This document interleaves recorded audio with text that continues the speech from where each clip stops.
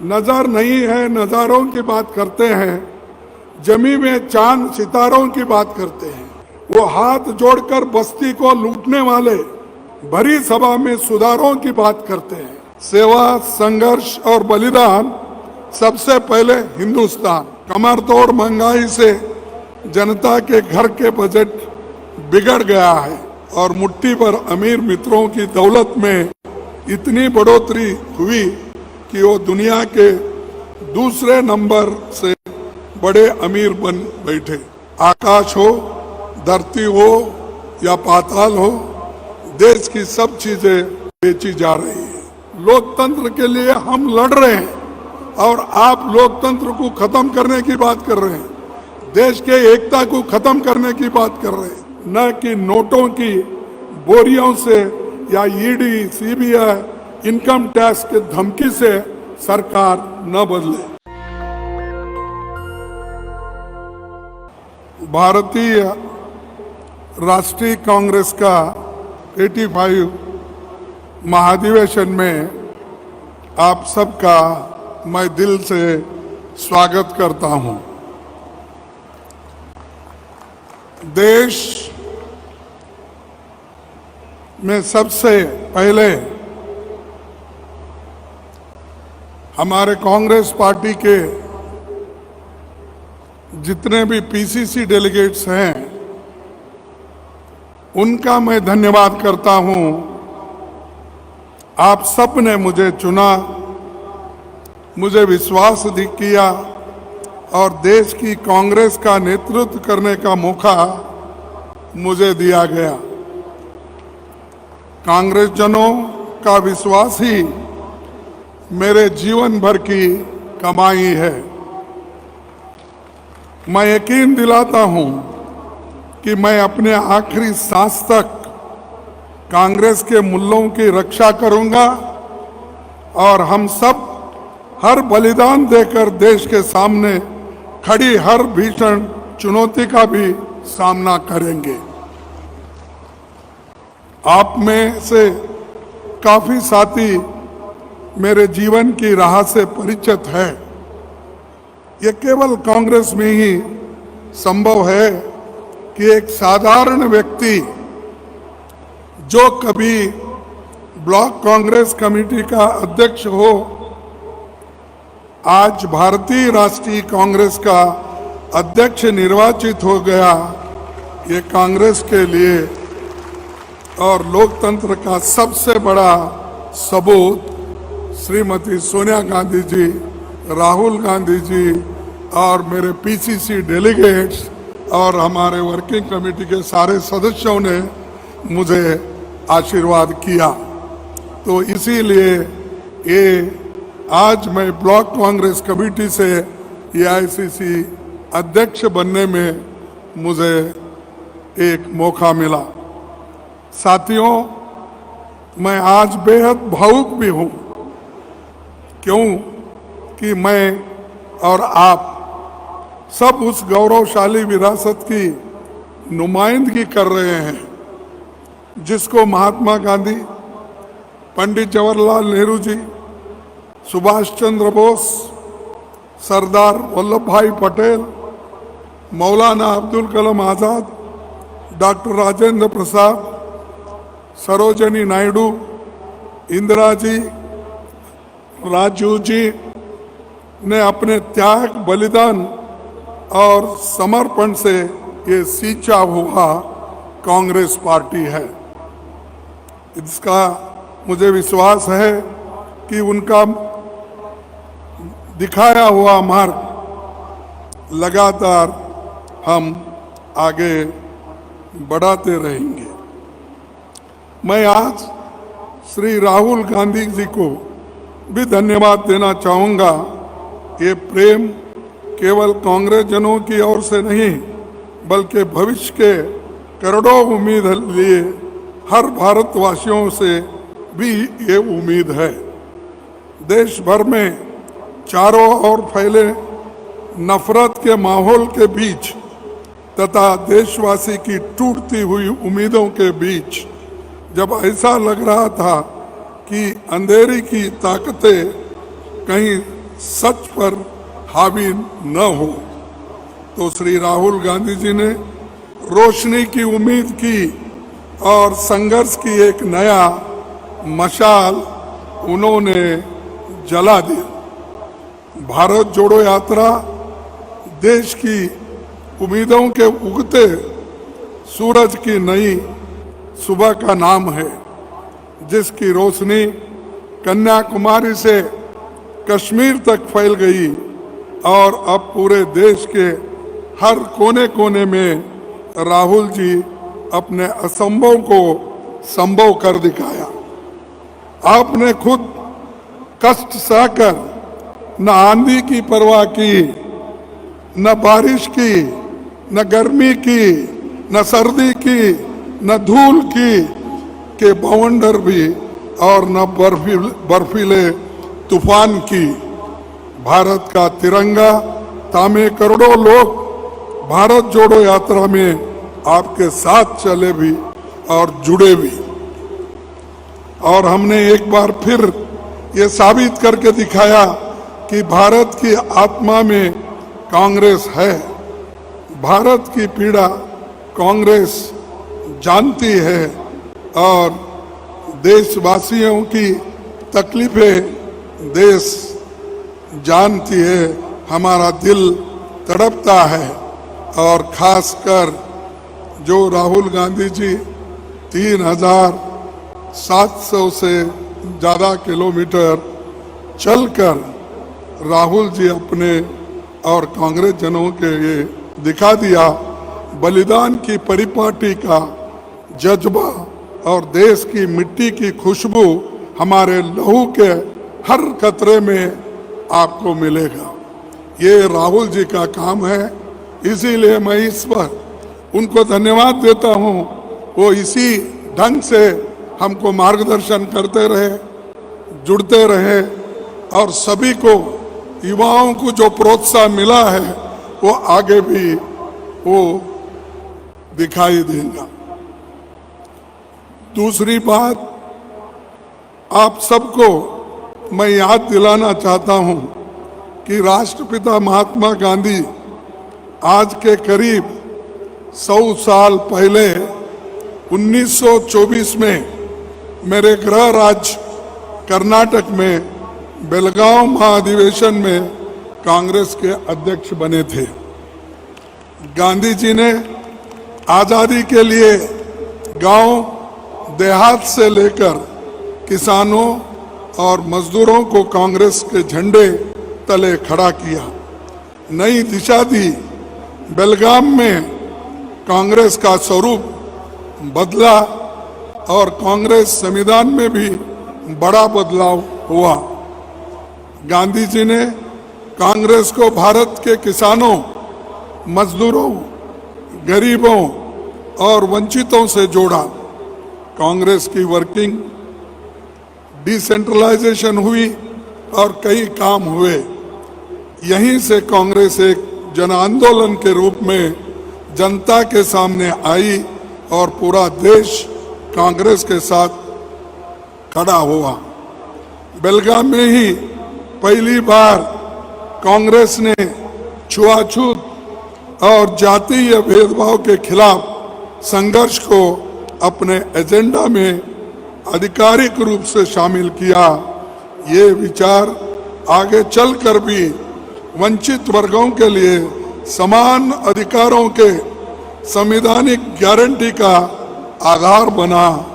इसीलिए मैं याद कर रहा हूँ महात्मा गांधी जी का, क्योंकि एक ही बार वो कांग्रेस प्रेसिडेंट बने, वो भी कर्नाटक से बने और वहाँ छुआछूत की एक रेजोल्यूशन पास करके सारे देश में उसका प्रचार करने का उन्होंने काम किया। इसीलिए उनको मैं इस वक्त याद करता हूँ। और 75 वर्ष में आज देश सबसे कठिन चुनौतियों से गुजर रहा है। सत्ता में बैठे लोगों ने देश की जनता के अधिकारों और भारत के मूल्यों पर हमला बोल रखा है। इसीलिए आज एक नए आंदोलन के शुरुआत की। जरूरत है। हर कांग्रेस को, हर देशवासी को आगे बढ़कर, उठकर संकल्प लेकर ये कहना होगा, सेवा, संघर्ष और बलिदान। सबसे पहले हिंदुस्तान, सेवा, संघर्ष और बलिदान, सबसे पहले हिंदुस्तान, ये हमारा नारा होगा। और देश को आज सेवा, संघर्ष और बलिदान की जरूरत है, क्योंकि भारत अपने सबसे कठिन दौर से गुजर रहा है। आज भाजपा अपने सत्ता के स्वार्थ के लिए संसद से लेकर सभी संवैधानिक संस्थाओं की मर्यादाओं का अधिकार को तोड़ रही है। भयंकर रोजगारी युवाओं के भविष्य को अंधेरे में धकेला जा रहा है। कमर तोड़ महंगाई से जनता के घर के बजट बिगड़ गया है। नोटबंदी और गलत जीएसटी से छोटे कारोबार, एमएसएमई को बर्बाद कर दिया है। फसल की कीमत न देकर किसानों की आमदनी को खत्म कर दिया है। नफरत के माहौल में देश के सामाजिक माहौल बिगाड़ दिया है। और यही नहीं, ईडी, सीबीआई, इनकम टैक्स, सारे एजेंसीज को चुनी हुई सरकारों को गिराया जा रहा है। और यहाँ पर मैं बोलना चाहूँगा, इस प्लेनरी सेशन को रोकने के लिए यहाँ पर बीजेपी सरकार ने छापा मारा, रेड किया, हमारे लोगों को अरेस्ट किया, लेकिन फिर भी हमारे चीफ मिनिस्टर और यहाँ के कांग्रेस कार्यकर्ताओं ने डटकर मुकाबला करके इसको यशस्वी बनाया। ये है कांग्रेस के लिए एक बहुत बड़ी ताकत। ऐसा हम लड़ने का भी सीखना चाहिए, मुकाबला करने का भी सीखना चाहिए।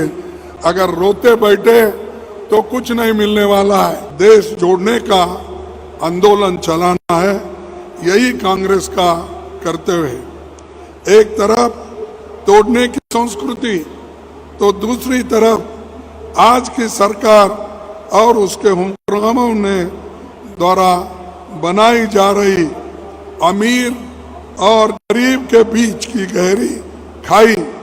ऐसा लगता है कि जैसे देश की सरकार की नज़र में दलितों, आदिवासियों, पिछड़ों, अल्पसंख्यकों, किसानों व नौकर पेशा और मध्यम वर्ग के लोगों के लिए कोई जगह इस बीजेपी सरकार में नहीं है। पहले तो नोटबंदी की ऐतिहासिक बेखूबी ने छोटे और लघु उद्योग पर तालाबंदी कर डाली और 2 करोड़ से अधिक लोगों का रोजगार चला गया। गलत तरीके से बनाई और उससे भी गलत तरीके से लागू की जीएसटी ने छोटे मोटे उद्योगों को और व्यापारियों का कामकाज चौपट कर दिया। कोरोना के दौरान केवल 4 घंटे के नोटिस पर रात के 12 बजे की देशबंदी ने करोड़ों मजदूरों की दर बदर की ठोकरें खाने पर मजबूर कर दिया। न दवा मिली, न डॉक्टर, न इंजेक्शन, न ऑक्सीजन, यहाँ तक कि अंतिम संस्कार भी नसीब नहीं हुआ। एक तरफ 12 करोड़ लोगों का रोजगार चला गया, तो दूसरी ओर 23 करोड़ लोग गरीबी की रेखा से नीचे धकेल दिए गए। गंगा मैया हजारों लाशों से टूटी पड़ी थी और दिल्ली की सत्ता में बैठे लोग अपनी पीठ थपा ले रहे थे कि वो उन्होंने कोविड में बहुत काम किया। आज हालत ये है कि गरीब और मध्यम वर्ग की एड़ियां रगड़ रहा है। महंगाई ने बजट और घर दोनों तोड़ डाले हैं और मुट्ठी पर अमीर मित्रों की दौलत में इतनी बढ़ोतरी हुई कि वो दुनिया के दूसरे नंबर से बड़े अमीर बन बैठे। मैं पूछता हूं कि हमारा देश किस दौरान आ खड़ा हुआ है, जहां अन्नदाता किसान की प्रतिदिन की आय 27 रुपए है और प्रधानमंत्री के एक दोस्त की आय 1000 करोड़ रुपए दिन में है। देश के 72% यानी 3/4 MSME को एक फूटी कौड़ी भी नहीं कमा पाए, पर प्रधानमंत्री के एक दोस्त की संपत्ति 13 गुना यानी 1300% बढ़ जाए। और मुझे समझ में नहीं आता कि रोज इश्तिहार में खुद को छपवाने वाले दिल्ली के प्रधान सेवक ये अपने मित्र की सेवा कर रहे हैं। ऊपर से एक एक करके 70 साल में बनाई देश की हर संपत्ति को अपने मित्रों को हवाले कर रहे हैं। ये तो रेल, भेल, सेल, तेल सब बेच रहे हैं। आकाश हो, धरती हो या पाताल हो, देश की सब चीजें बेची जा रही है। मेरे देश के करोड़ों लोगों को अब चिंता है कि अब हमारी LIC और स्टेट बैंक ऑफ इंडिया भी बच पाएगा या नहीं, क्या इसको भी वो बेच लेंगे। ये आज हमको एक बहुत बड़ा हमारे सामने सवाल है और ये सरकार सब कुछ हमने जो बनाया था उसको एक एक करके बेच खा रहे। आर्थिक खाई के बीच देश के सामाजिक भेदभाव की भयंकर खाई भी धकेल दिया है। गरीबों, मजदूरों, दलितों, आदिवासी और पिछड़ों के अधिकारों को सरेआम सत्ता के बुलडोजर से कुचला जा रहा है। देश के हालात कैसे हैं कि एक तरफ तो हर रोज 115 गरीब मजदूर आत्महत्या को मजबूर है, तो दूसरी ओर दिल्ली की सत्ता में बैठे लोग मजदूरी के मनरेगा बजट 30,000 पे आया, जो बजट 90,000 था और 100 दिन काम देने का था, उस बजट को घटाकर आज 30,000 रुपए कर दिया। 60,000 रुपए उसका घाटा यानी अलॉटमेंट कम कर दिया। तो ये गरीबों के प्रति उनका काम है, इसीलिए इस सरकार को हम चेतावनी देना चाहिए, एक होकर लड़ना चाहिए, क्योंकि 100 दिन काम के लिए आज के मिनिमम वेजेस के तहत 1,75,000 करोड़ की जरूरत है, लेकिन इन्होंने सिर्फ 30,000 करोड़ रुपए अपने बजट में रखा है। देश का दलित, आदिवासी, पिछड़े, अल्पसंख्यक वर्ग के हमारे साथी आज आत्मसम्मान और सुरक्षा की लड़ाई लड़ने को मजबूर है। शायद इसीलिए बार बार हाथरस, उन्नाव, ऊना जैसी डरावनी घटनाएं हुक्मरानी की आत्मा को परेशान नहीं करती। साल 2015 में आज तक दलितों पर अत्याचार 13% बढ़े हैं, आदिवासियों पर अत्याचार 31% बढ़ गए हैं। और ये सब आंकड़े बन कहीं किताबों में खो गए हैं। न कोई सोचता, न सुनता, न कार्रवाई करता। गरीबों को ताकत देने के भाषण तो बहुत देते हैं, वोट लेने के लिए पिछड़ों की बात ज्यादा करते हैं, पर ये भूल जाते हैं कि सैकड़ों पब्लिक सेक्टर यूनिट्स जो आप मित्रों को बेच रहे हैं, उसमें लाखों गरीबों के लिए रिजर्वेशन की नौकरी भी चली जा रही है और दूसरे जो ओबीसी है, इकोनॉमिकल वीकर सेक्शन है, उनके नौकरियां भी आज जा रहे हैं, गिरते हैं।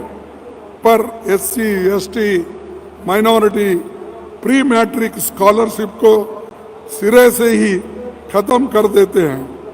क्या अब देश की सरकार के पास इतना पैसा भी नहीं बचा कि वो गरीबों के बच्चों को क्लास 1 से क्लास 8 तक स्कॉलरशिप दे सके?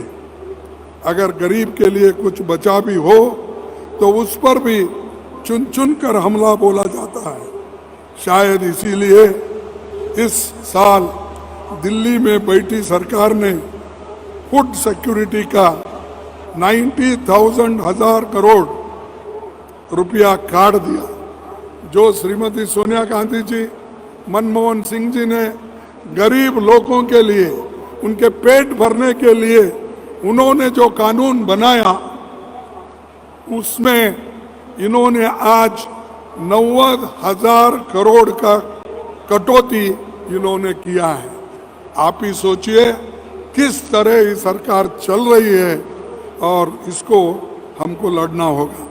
मैं कई बार सोचता हूँ कि भाजपा की ये सरकार कितने गरीबों के मुंह से निवाला छीन लेंगे और इनके धन्ना सेठ मित्रों के पेट भर जाएंगे। मुझे ये कहने में कोई संकोच नहीं कि दिल्ली की सरकार में बैठे लोगों का डीएनए ही गरीब विरोधी है, ऐसा मुझे महसूस होता। इनके डीएनए में गरीबों के खिलाफ काम करने का है, इसीलिए तो वो लोग ऐसा काम कर रहे हैं। एक तरफ देश की संस्थाओं, देश के लोगों, देश के गरीबों पर हमला, तो दूसरी ओर भारत माँ की सरजमी पर हो रही चीनी द्वारा इलीगल ऑक्यूपेशन के सामने घुटने टेक हुई दिल्ली भाजपा सरकार। हमारी राजनीतिक मतभेद चाहे कितना भी हो, हम भारत की सुरक्षा को लेकर एक हैं, हम भारत की सेनाओं के साथ खड़े हैं। पर एक और हमारी सेनाओं की बहादुरी है और दूसरी ओर सरकार की विफलता है। वो बार बार यही कहते हैं कांग्रेस सेनाओं के खिलाफ है, देश के खिलाफ है। अरे देश के आज़ादी दिलाने के लिए, इस देश को बचाने के लिए हमने संविधान बनाया, उसकी सुरक्षा की और लोकतंत्र के लिए हम लड़ रहे हैं और आप लोकतंत्र को खत्म करने की बात कर रहे हैं, देश के एकता को खत्म करने की बात कर रहे हैं और चाइना उधर घुस गया है, कुछ नहीं हुआ, ये हमारे प्राइम मिनिस्टर बोल रहे हैं। उसी तरह फॉरेन मिनिस्टर भी बोल रहे हैं। वो तो यहाँ तक बोले उनको क्या दुख है, दर्द है, मुझे मालूम नहीं। उन्होंने पिछला रिकॉर्ड भी निकाला, मैं ऐसा किया, मेरे को ऐसा करे, मेरे बाप को ऐसा करे। अरे आप एक मंत्री हो एक पार्टी के, वो छोड़कर आपके निजी कारणों के लिए ये कह रहे हैं कि कांग्रेस सरकार ने ये की, मेरे पिताजी को प्रमोशन नहीं दिया या मेरे पिताजी को वहां से नहीं। ये बातें हैं, सरकार ये बातें नहीं कर सकती। आप सरकार में हो, लेकिन वो लोग हर चीज को एक नया रंग देते हैं। मैं एक सीधा सवाल पूछता हूं, चीन ने अप्रैल 2020 से आज तक हमारी सरजमी पर जबरन कब्जा किया। प्रधानमंत्री ने चीन को क्लीन चिट क्यों दी? प्रधानमंत्री तो कहते कि कोई घुसा ही नहीं, तो उनके विदेश मंत्री कहते हैं कि हम चीन से लड़ नहीं सकते क्योंकि वह हमसे बड़ी अर्थव्यवस्था है। मैं फिर एक बार पढ़ता हूं कि प्रधानमंत्री तो कहते हैं कि कोई घुसा नहीं, तो उनके विदेश मंत्री कहते हैं कि हम चीन से लड़ नहीं सकते क्योंकि वह हमसे बड़ी अर्थव्यवस्था है। तो ये तो आपकी नाकामयाबी है। और आप एक तरफ कर दे, कोई घुसा नहीं, उसको घुसने नहीं देंगे। अरे वो तो घुस के पुल बना रहा, रोड बना रहा, घर बना रहा, लेकिन आप उधर देख रहे नहीं। और दूसरी तरफ 56 इंच की सीना तभी माना जाएगा जब आप भाजपा सरकार चीन से हमारी जमीन छुड़वाकर अप्रैल 2020 की स्थिति अगर कायम करेंगे, तभी हम समझेंगे आपकी 56 इंच छाती बराबर है, नहीं तो घट गई समझेंगे। देश के सामने इन सब चुनौतियों से केवल कांग्रेस लड़ सकती है। 2023 में, 2024 में हमारा एजेंडा साफ है। हम देश के मुद्दों पर संघर्ष भी करेंगे, कुर्बानी भी देंगे और इसे बचकर सबल और संपन्न राज्य की स्थापना करने के लिए हम पूरी कोशिश करेंगे। 2004 से 2014 के बीच यूपीए गठबंधन ने समान विचारधारा वाले कई दल हमारे साथ आए थे। डॉक्टर मनमोहन सिंह जी के नेतृत्व में और श्रीमती सोनिया गांधी जी के उनका सहकार से इस 10 साल तक एक बेहद कामयाब सरकार जो कॉमन मिनिमम प्रोग्राम को सामने रखकर चलती थी, आज उसी गठबंधन को और मजबूती देने की जरूरत है। वो तमाम दल जो बीजेपी आरएसएस के खिलाफ लड़ने के लिए तैयार है, हम उनको भी अपने साथ लेने को तैयार है। लेकिन ये सच्चाई भी है कि हमारी सरकार के खिलाफ बहुत बड़े षड्यंत्र के तहत झूठे आरोप लगाए गए थे। कई तरह के तत्व इसमें शामिल थे। एक बेहद ईमानदार प्रधानमंत्री और एक लोकहित की सरकार को बदनाम किया, पर आज साल बाद सच जनता के सामने आया है और ये सबको मालूम है क्या सच्चाई है। हमारा लक्ष्य ये है कि एमएसएमई के जरिए करोड़ों नए रोजगार पैदा करे। हमारा लक्ष्य ये है कि महंगाई पर लगाम लगाई जाए और चाहे गैस सिलेंडर हो, पेट्रोल डीजल हो, खाने का तेल हो, आटा दाल चावल हो या हर रोजमर्रा की चीज़ों मुनासिब दामों में दिलवाकर हम रहेंगे। हमारा लक्ष्य ये है कि गरीब और अमीर के बीच जो खाई का काम चल रहा है, मजबूर और पास हमारे मजदूर के पास काम नहीं, गरीबों को सम्मान हो, सामाजिक न्याय सरकार का धर्म हो और रोटी रोजी का मौका सबको मिल पाए। हमारा लक्ष्य है कि देश के अन्नदाता किसान को न केवल फसल की कीमत मिले, बल्कि देश का पेट पालने वाले को कभी भूखे पेट न सोना पड़े। हमारा लक्ष्य है कि नफरत का माहौल खत्म करना और देश के हर गली कूचे में मोहब्बत की दुकानें खोली जाएंगी जहां नफरत का बाजार है। गरीब, आदिवासी, अल्पसंख्यक सर उठाकर जिंदगी जिए और उन्हें बराबरी के मौके पर मिल पाए। हमारा लक्ष्य है कि देश के संविधान संस्था में बैठे लोगों की जवाबदेही भी सुनिश्चित करें, लोगों के अधिकारों की रक्षा भी करें और बगैर रोक टोक के अपना कर्तव्य निभाए।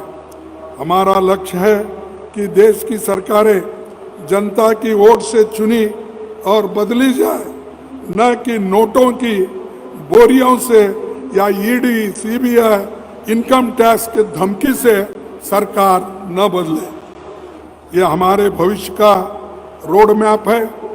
जनता और सरकार के बीच भागीदारी और साझेदारी का नया रास्ता हम खोलेंगे। इसीलिए तो मैं कहता हूं, देश के लिए एक साथ, देश के लिए हर एक हाथ से हाथ जोड़ो, आओ भारत जोड़ो।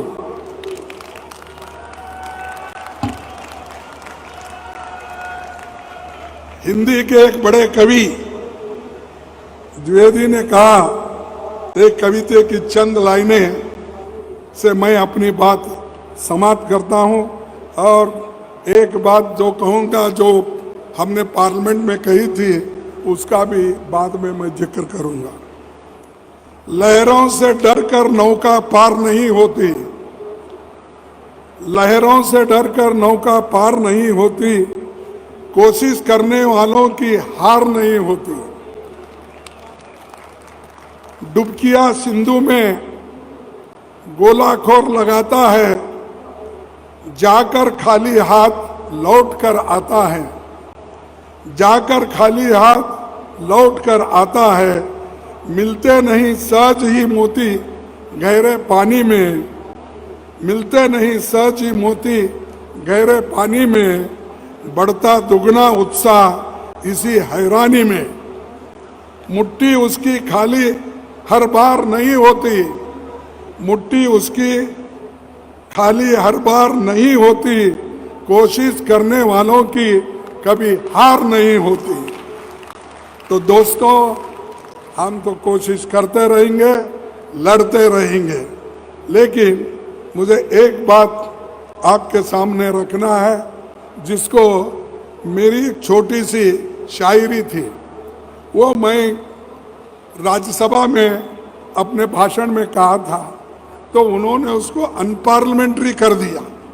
अरे भाई, हम अंदर जो बोल रहे हैं, एक साहित्य ने, एक शायरी वाले ने जो किया, जो लिखा, वो मैं पढ़ा, लेकिन मेरे को ये सजा मिली कि पूरा आधे से ज़्यादा शायरी कट गए। वो क्या था, उसका मैं सिर्फ 2 शब्दों में बोलूं। नजर नहीं है, नज़ारों की बात करते हैं, नजर नहीं है, नज़ारों की बात करते हैं, जमी में चांद सितारों की बात करते हैं, जमी पे चांद सितारों की बात करते हैं। वो हाथ जोड़कर बस्ती को लूटने वाले, वो हाथ जोड़कर बस्ती को लूटने वाले भरी सभा में सुधारों की बात करते हैं। बड़ा हसीन है उनकी जबान की जादू, बड़ा हसीन है उनकी जबान की जादू, लगा के आग बहारों की बात करते हैं। मिली कमान तो अटकी नजर खजाने पर, मिली कमान तो अटकी नजर खजाने पर, नदी सुखा के किनारों की बात करते हैं। वही गरीब बनाते हैं आम लोगों को, वही नसीब के मारों की बात करते हैं। वही गरीब बनाते हैं और आम लोगों की वही नसीब के मारे की बात करते हैं। इसमें आप बोलिए अनपार्लियामेंट्री क्या है? कौन से शब्द पार्लियामेंट में नहीं बोला जा सकता, आप कहिए। तो ये पूरा शायरी उन्होंने निकाल दिया। ठीक है, हम जनता में पढ़ेंगे, जनता उसको सुनेगी। जय हिंद, जय कांग्रेस। नेशनल दस्तक की आपसे गुजारिश है कि अगर इसको बचाना चाहते हैं तो नेशनल दस्तक को सब्सक्राइब करने के लिए रेड कलर के सब्सक्राइब बटन को दबाएं, फिर बेल आइकन की घंटी दबाएं। नेशनल दस्तक को बचाने के लिए बहुत जरूरी है कि हर खबर को शेयर करें, लाइक करें, कमेंट जरूर करें।